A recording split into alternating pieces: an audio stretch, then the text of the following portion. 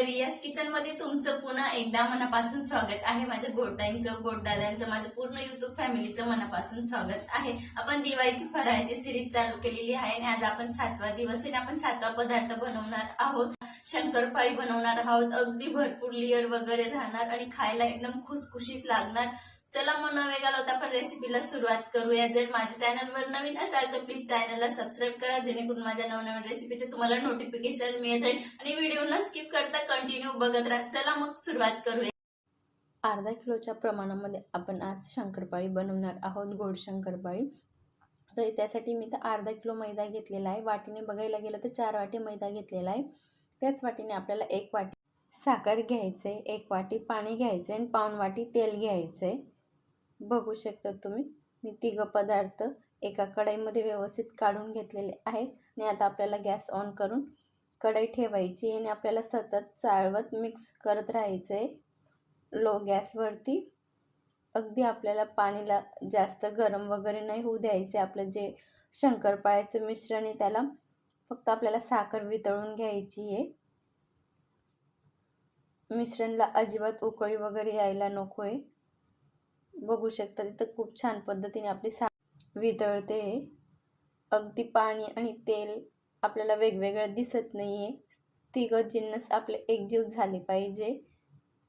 बघू शकता तुम्ही मी गॅसची फ्लेम अगदी लो ठेवलेली आहे, म्हणून आपल्या मिश्रणला अजिबात उकळी वगैरे आलेली नाही आहे। जर या पद्धतीने केलं तर आपले शंकरपाळी खूप खुसखुशीत होणार, अगदी कडक वगैरे होणार नाही। आणि ही प्रोसिजर तर तुम्ही हाय फ्लेमला किंवा मिडियम फ्लेमला केली तर शंकरपाळी कडक होतात। खास करून इथं लक्ष ठेवायचं की प्रोसिजर आपल्याला अगदी मंद गॅसवरती करायची आहे। बघू शकतात आपली साखर पूर्ण इथं वितळून झालेली आहे। आता आपण गॅसची फ्लेम इथं बंद करूया।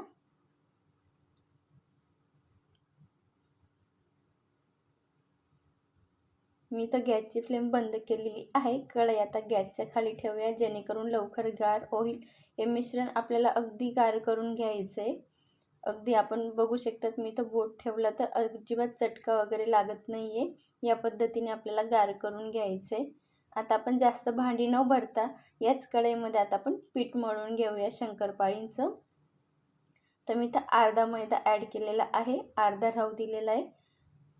आपण अगदी बालुशाहीला पीठ मळतो त्या पद्धतीने मळून घ्यायचं आहे। त्याच्यानंतर अजून अर्धा मैदा बाकी होता तो पण ॲड करून घेतलेला आहे ना। आता व्यवस्थित आपल्याला मळून घ्यायचं आहे।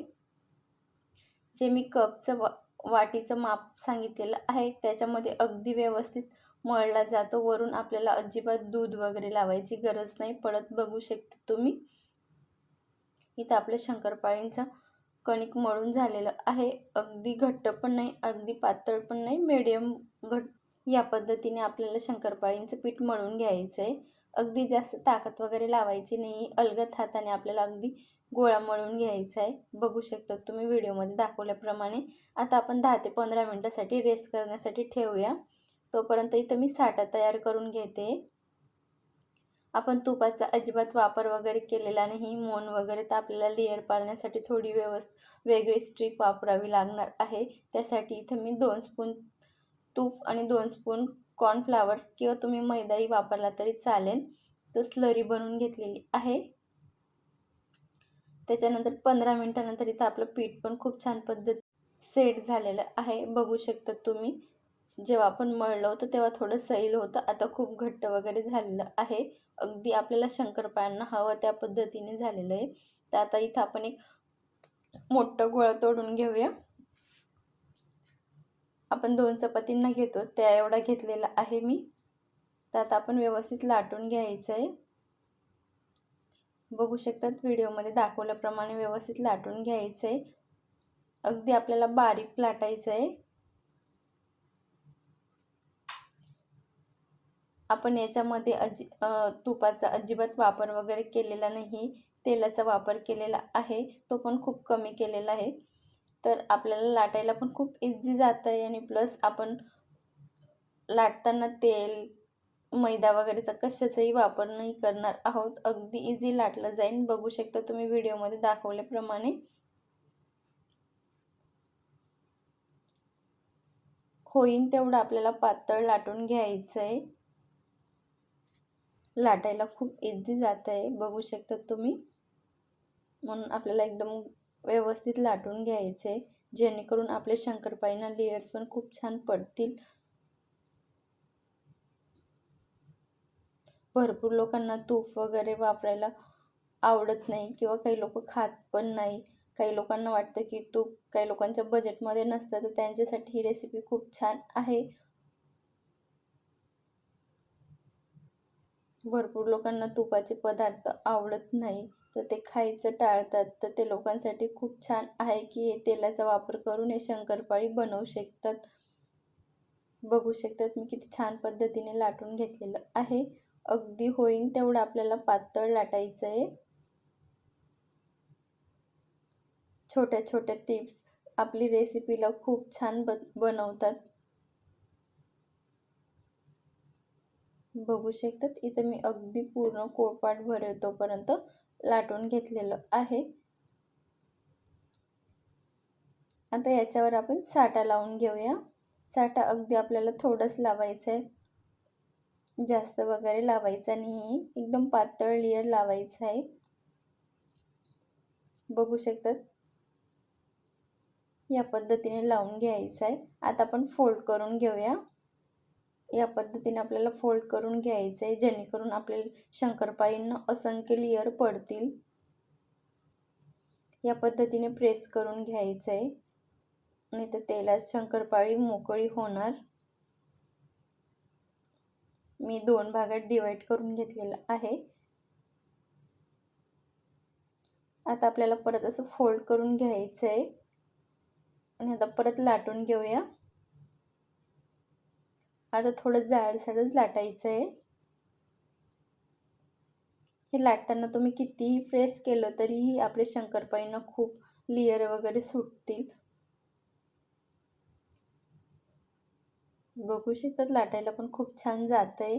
अजिबात आपण कशाचाही वापर नाही करत आहोत, तरी पण खूप इझी लाटलं जात आहे.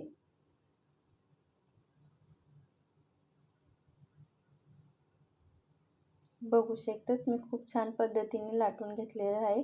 जास्त आपल्याला जाड पण नाही, जास्त बारीक पण नाही, अगदी मीडियम लाटायचं आहे. आता आपण काठ कापून घेऊया. तुमच्याकडे वेळ नसेल तर तुम्ही नाही कापले तरी चालेल.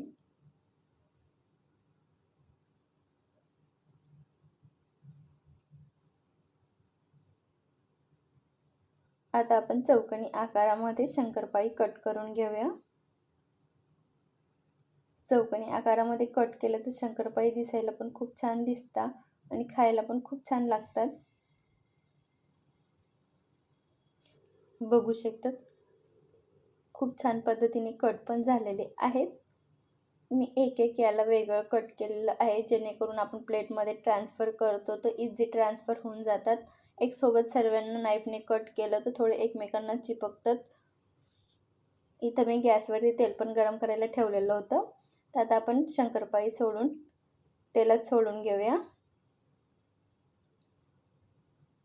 अगदी आपल्याला लो टू मिडियम फ्लेमला शंकरपाळी तळून घ्यायची आहे, जेणेकरून आतपर्यंत व्यवस्थित तळली जाणार.